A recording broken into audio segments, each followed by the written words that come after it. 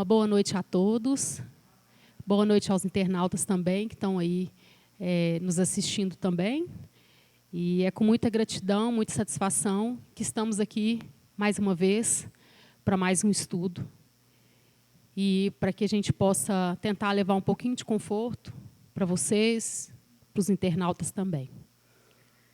E hoje, a nossa lição é de número 172, do livro Pão Nosso.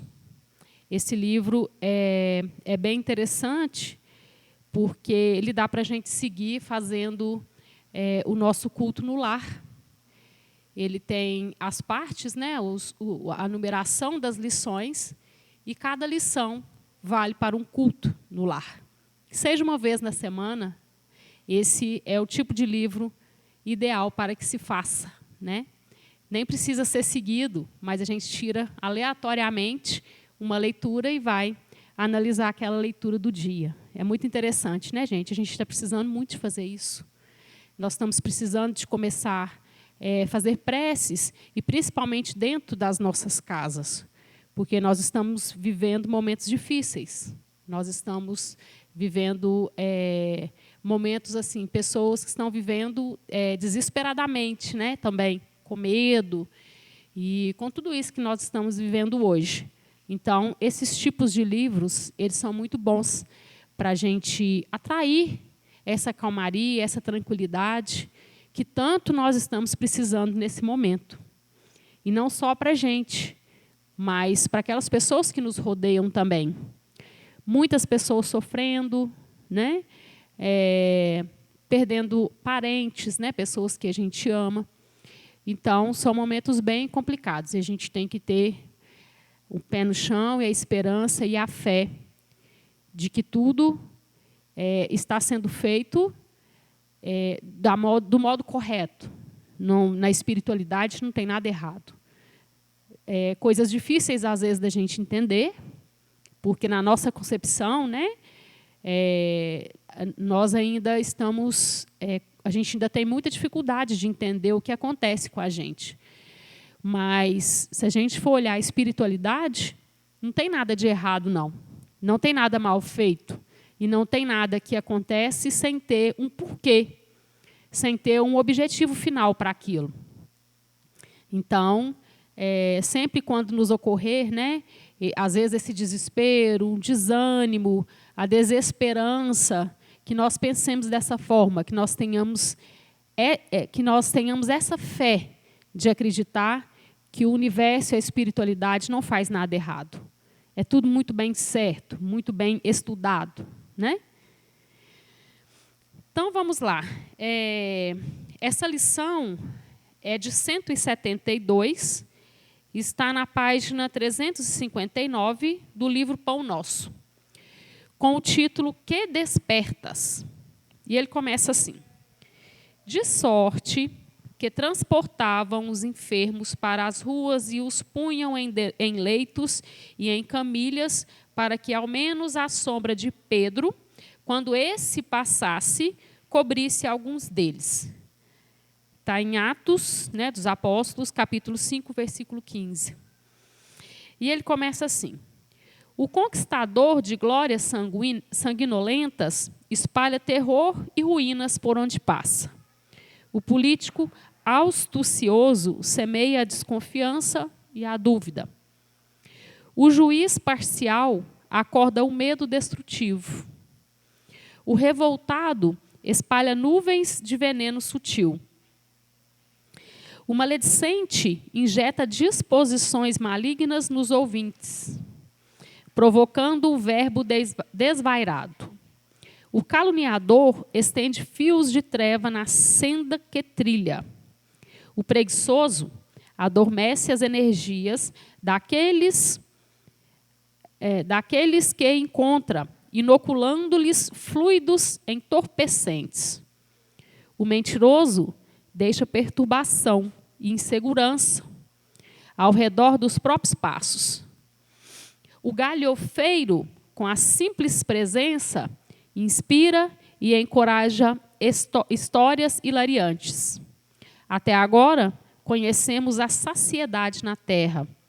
o poder de dominar, governar, recusar e ferir, de fácil acesso no campo da vida.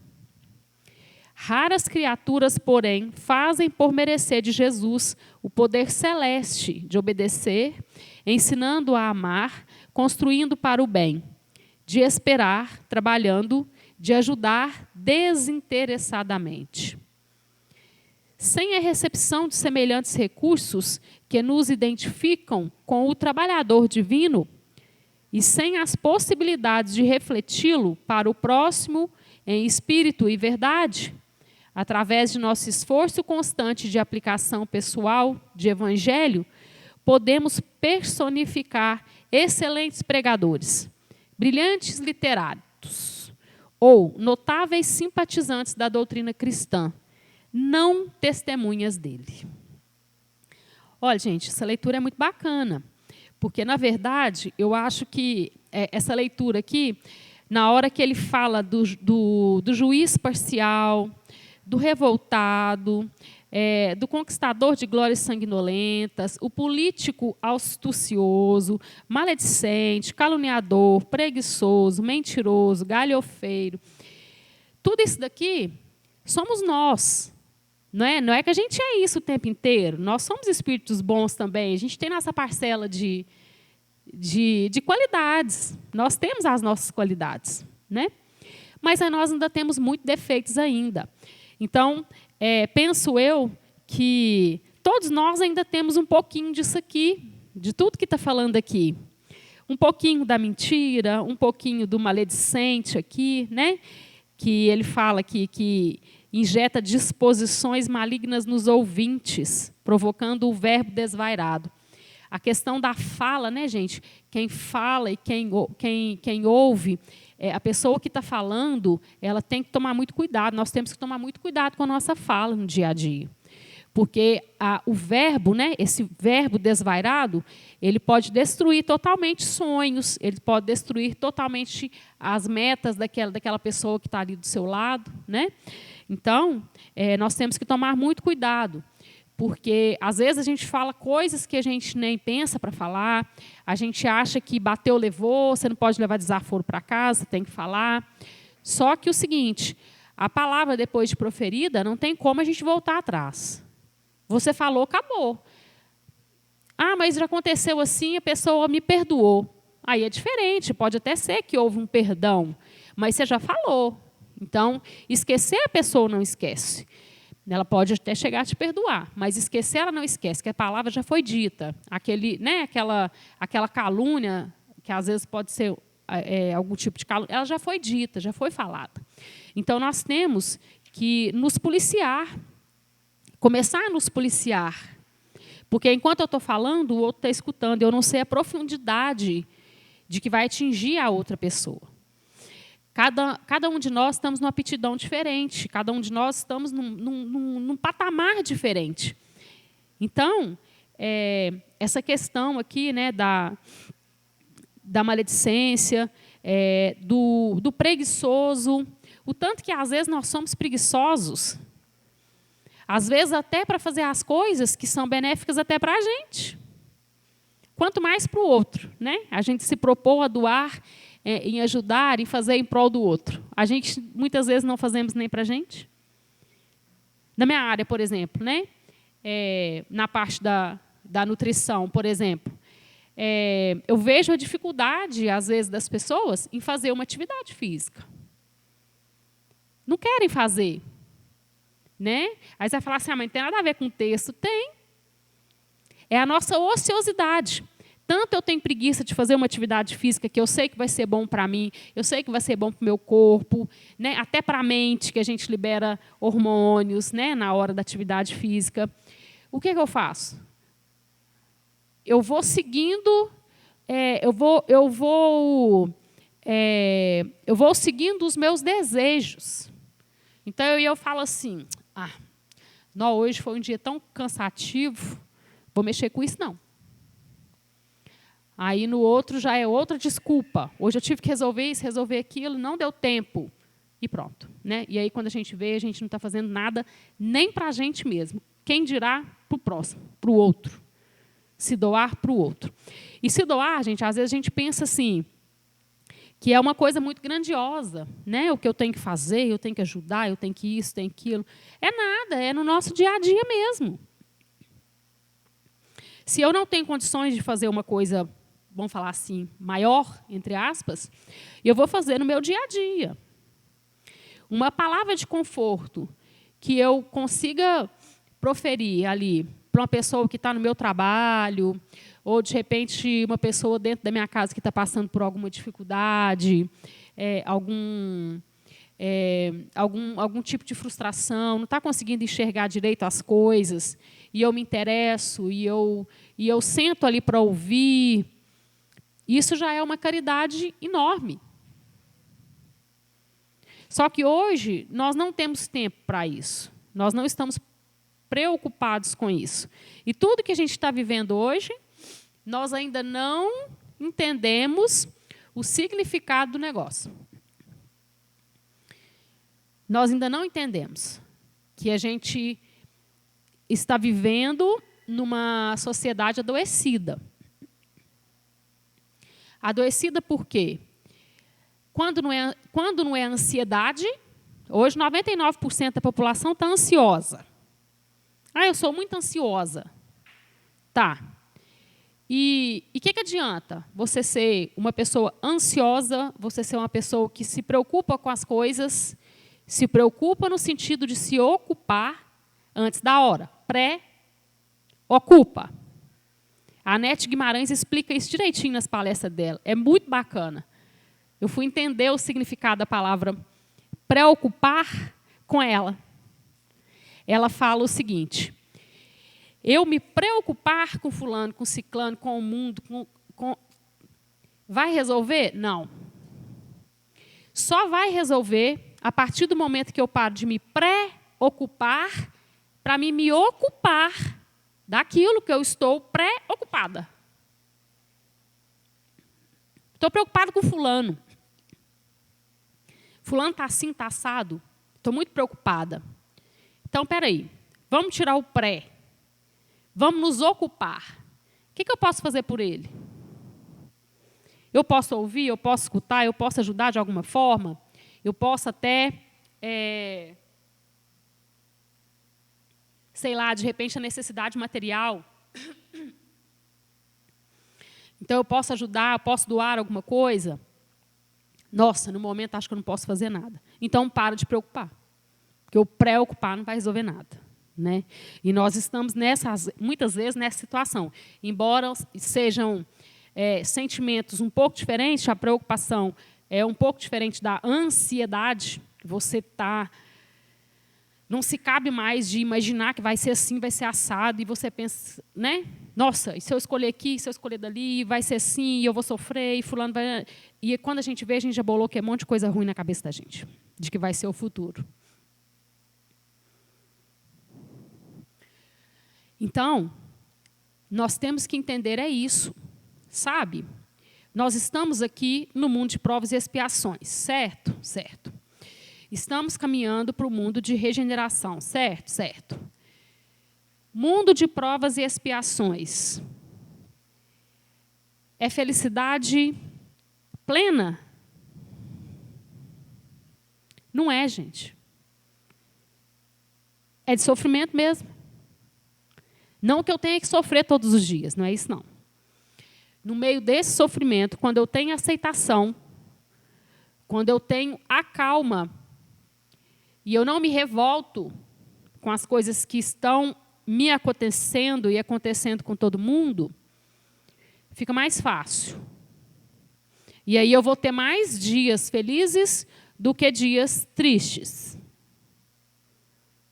O importante é isso, mas eu tenho a consciência plena de que a felicidade plena não é desse mundo. Está lá no Evangelho. Não é. Mas nós estamos caminhando para um mundo melhor. Estamos vivendo na fase, vamos falar assim, da seleção. muitas vezes estamos sendo provados, né? Até onde você chegou, o que você conseguiu. E voltando um pouquinho no que eu já estava falando. Mundo de provas e expiações, caminhando para um mundo de regeneração. Isso tudo leva tempo, né, gente? Nós estamos caminhando para o mundo de regeneração há muito tempo, né? Não é assim, eu dormi hoje, amanhã estou no mundo de regeneração. Não, não é isso. Só que, daí a gente vem, nós estamos aqui no mundo de provas e expiações. Tá. E aí a gente faz um monte de pergunta. Da onde eu vou, para onde eu vou, por que eu estou aqui? Depois que eu desencarnar, vou passar pelo umbral, não vou. Vou ser acolhido no nosso lar, não vou. Nós não fazemos esse tanto de pergunta? Nós fazemos. Nós fazemos muitas perguntas, às vezes até para nós mesmos, né? É ruim? Não, não é não. Às vezes dá até a impressão assim, nossa, não pode ficar perguntando demais, não. É uma falta de respeito, né? Com Deus, com Jesus, com Deus. Não é, gente. A falta de respeito é outra coisa. Da gente estar investigando e indo contra. Não é isso. Mas perguntas a gente pode fazer sim. A doutrina espírita ela nos incentiva a isso. Aí ele fala aqui até mesmo do preguiçoso, aqui, ó, que ele adormece as energias daqueles que encontra, inoculando-lhes fluidos entorpecentes. Então, esse adormecimento, né, ele acontece por causa da nossa tendência dessa ociosidade. Mas que dentro da doutrina espírita, quando a gente começa a estudar, vocês vão começar a perceber que, assim, às vezes as pessoas têm um pensamento assim, ele é espírita, todo zen.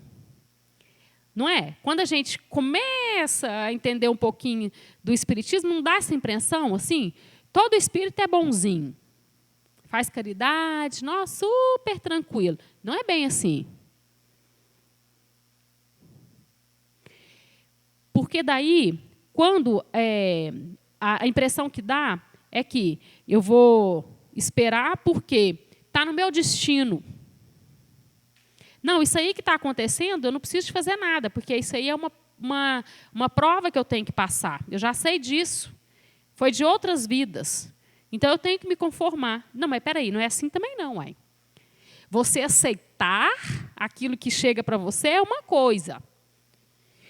Você entrar na ociosidade e não querer resolver porque é destino é outra diferente.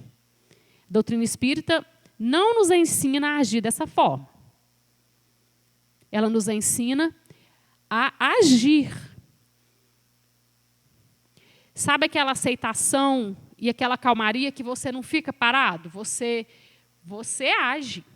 Você estuda, você busca entender, você procura, você tenta ajudar quando preciso. Quando precisa de ajuda, pede também. Nós precisamos de ajuda. E é isso, é viver.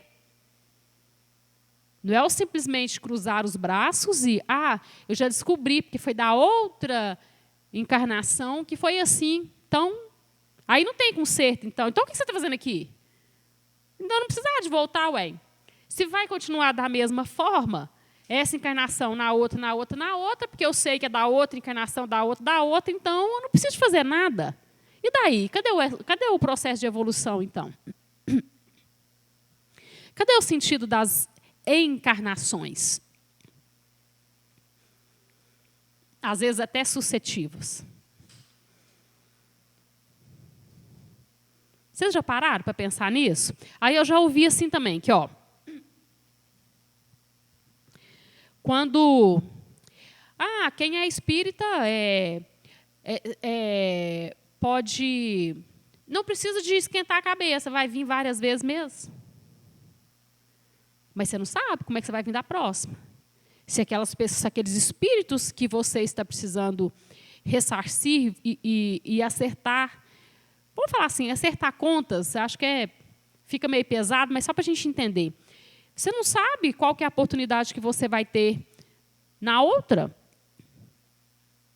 Então, o que a gente precisar resolver nessa é melhor. Nós não perdemos tempo. Para que perder tempo? Se eu tenho condições, eu tenho capacidade de ser melhor. Eu tenho capacidade de entender mais. Eu tenho capacidade de tomar caminhos diferentes. Né? Daí, ele fala aqui do revoltado, né? Que muitas vezes nós nos identificamos também com essa revolta, né? E a revolta por quê, né, gente? Ele fala assim, o revoltado espalha nuvens de veneno sutil. Por que, às vezes, sutil?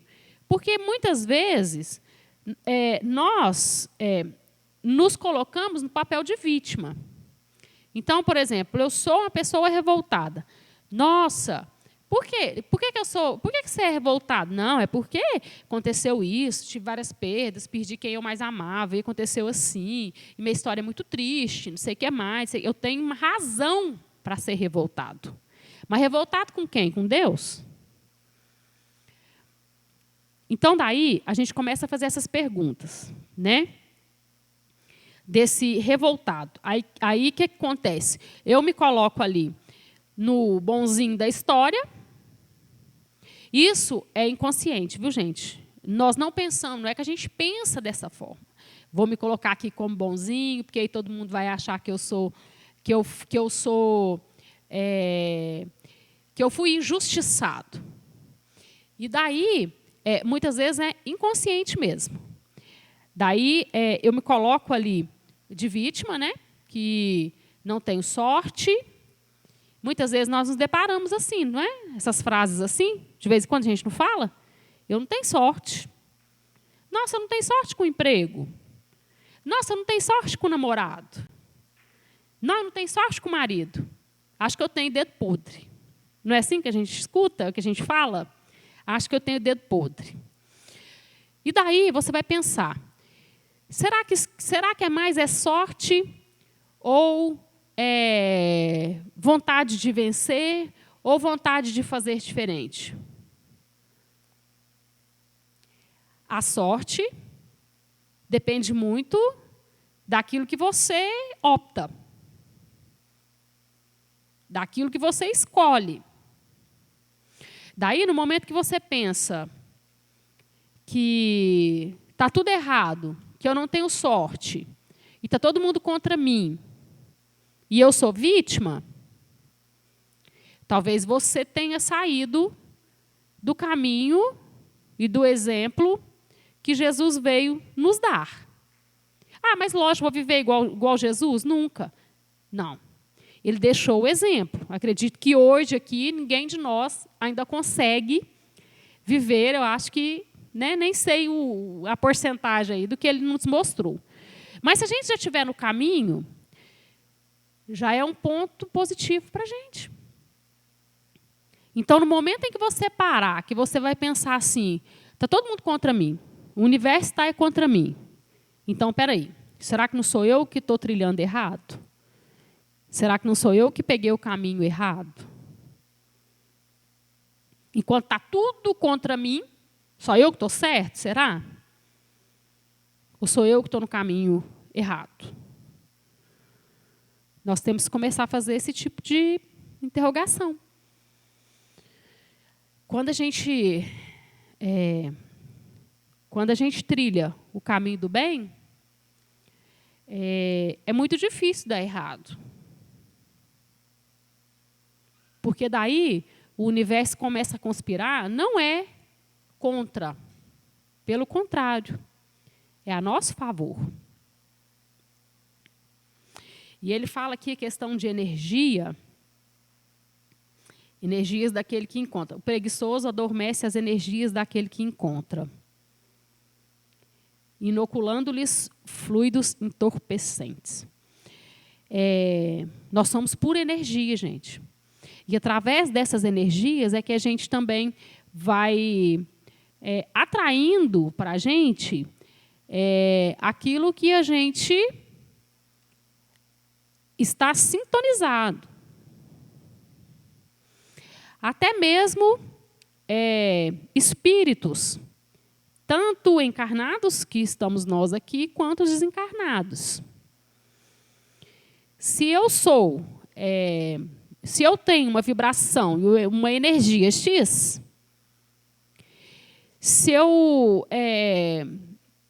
daí essa energia ela começa a atrair pessoas, coisas, acontecimentos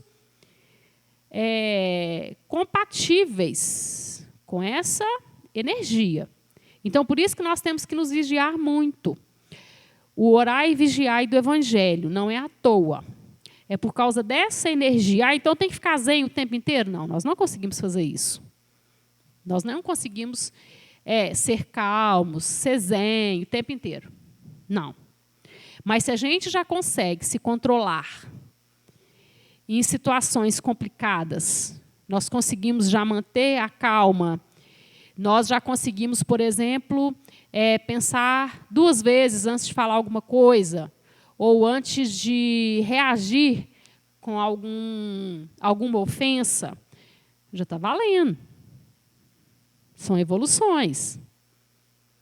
Quando a gente olha para trás e fala assim, não acredito que eu fiz aquilo, que eu fiz, às vezes pode ser há 10 anos atrás, ou às vezes há 1 mês atrás. Aí eu falo assim, não acredito que eu fiz aquilo. Mas isso é evolução. Se hoje eu olho para trás e vejo e penso que eu não faria aquilo mais, é porque eu já evoluí. E isso é natural nosso. E muitas vezes nós carregamos muita culpa por causa disso. Então, o negócio é primeiro nós nos conhecermos, né? Nós termos o nosso autoconhecimento. Santo Agostinho falava isso, Sócrates falava, né? Conheça-te a ti mesmo. E Santo Agostinho falava para a gente também. E ele falava o seguinte, que para a gente tirar 10 minutos do nosso dia para poder a gente analisar o que foi feito durante o dia. É assim que a gente começa a nos conhecer. E, às vezes, 10 minutos para a gente é tanto tempo, né? Que a gente vai, nossa, lá em casa não tem nem jeito de eu parar, é menina, é marido, é não sei o quê, é serviço de casa. Gente, 10 minutos? 10 minutinhos? Será que não dá? Será que não é falta de força de vontade, às vezes, de querer mesmo? Então, ele falava isso. O Sócrates, conheça-te a ti mesmo. Gente, interessante da doutrina espírita é o seguinte, se ela é um tripé, né? Ciência, filosofia e religião, tudo que está dentro a gente aprende aqui dentro, né? Então, é bacana por isso. Não é uma coisa aleatória, um negócio que são dogmas que você tem que seguir, pronto, acabou e ponto final. Não é. A ciência é envolvida, a filosofia é envolvida também. Por isso que é tão bacana. E olha que muitas vezes é até assustador. Assustador por quê? Porque não tem mistério. Tudo tem explicação. Às vezes nós não entendemos, porque também não é permitido a gente entender tudo. Né? Para a nossa própria preservação, não nos é permitido entender tudo.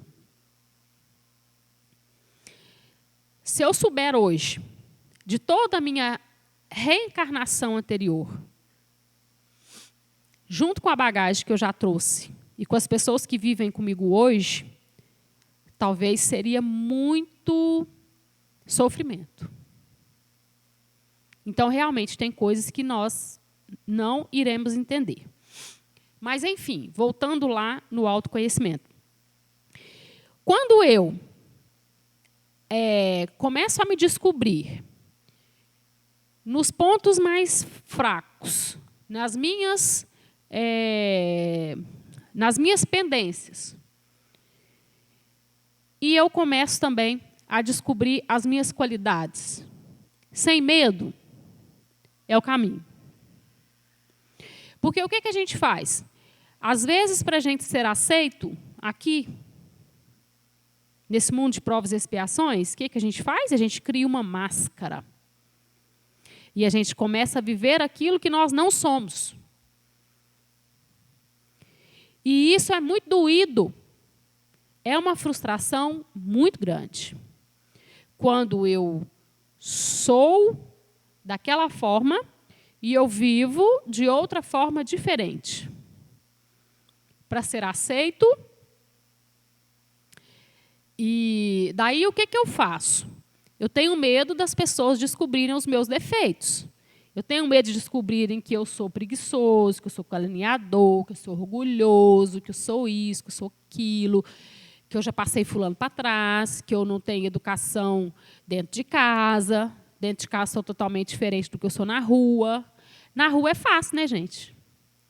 Até com os colegas de trabalho, assim, é um pouco mais fácil a gente disfarçar. Mas dentro de casa não tem jeito, não. Dentro de casa é aquilo que a gente é mesmo, de verdade. Então, o que acontece? Quando nós começamos a nos conhecer e colocar até mesmo no papel. Eu gosto muito de anotar, porque quando a gente anota e a gente vê, a gente grava. Isso é meu, né, gente? Mas com muitas pessoas é assim. Então, deixa eu colocar do lado de cá. O que eu preciso de melhorar? E deixa eu pôr do lado de cá também quais são as minhas qualidades, que eu também tenho. E daí, eu não preciso esconder a parte ruim. Porque se eu esconder, vai ficar mais difícil de eu trabalhar o que precisa ser trabalhado. Mas o que a gente faz muitas vezes?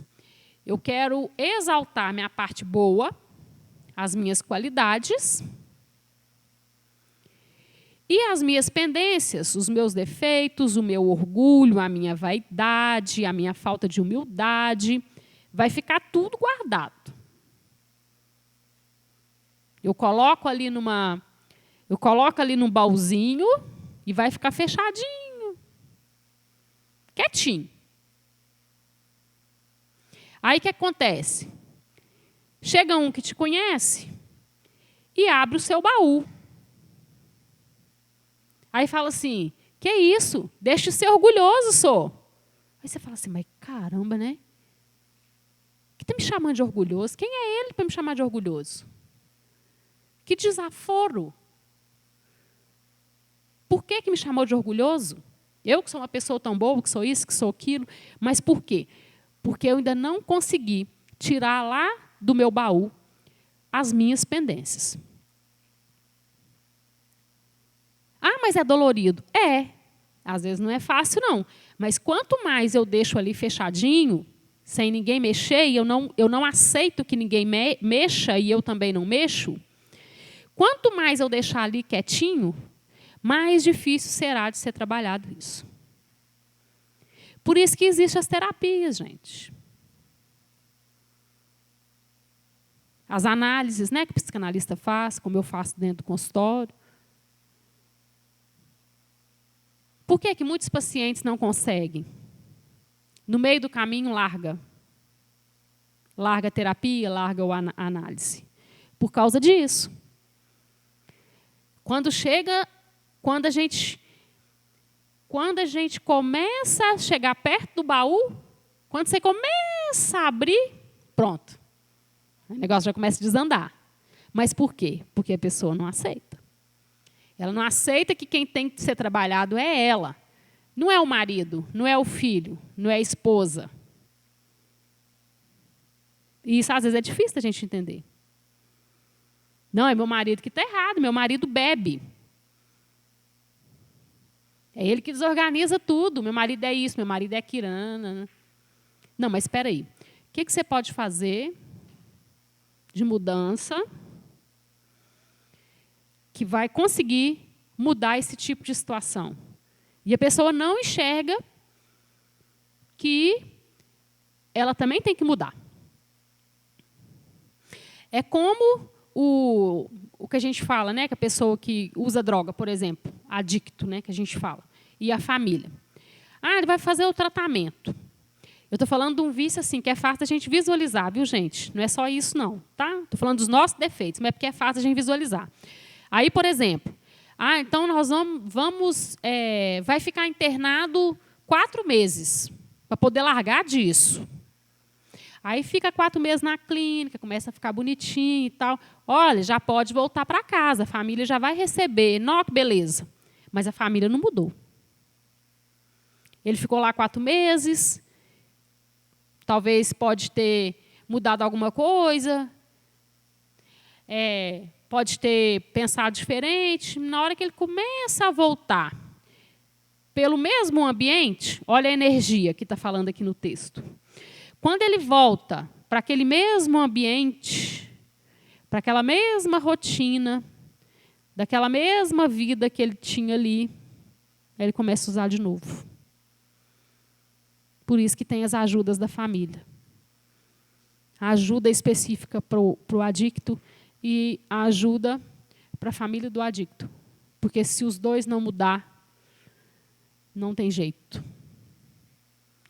Então, enquanto a gente achar que só o outro que tem que mudar em função nossa, nós não vamos nos dar bem. O outro, ele muda se ele quiser. E você pode ajudar se ele quiser sua ajuda.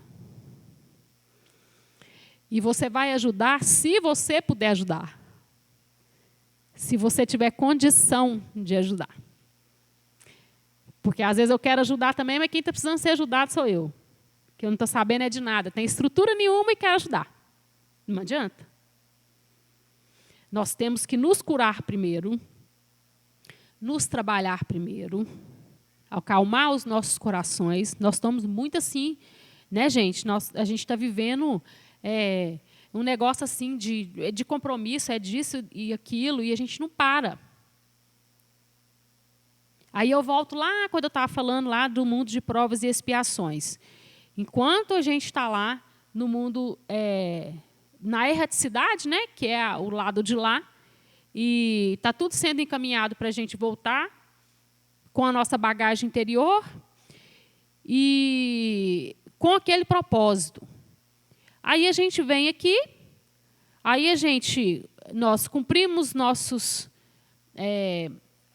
nós agendamos os nossos compromissos, cumprimos todos eles e levamos os meninos na escola, a gente trabalha, não falta do trabalho, eu tenho meu dinheiro no final do mês e eu já evoluí, que eu já consegui comprar um carro, já consegui comprar uma casa e de vez em quando viagens e está tudo bem, está tudo muito bom.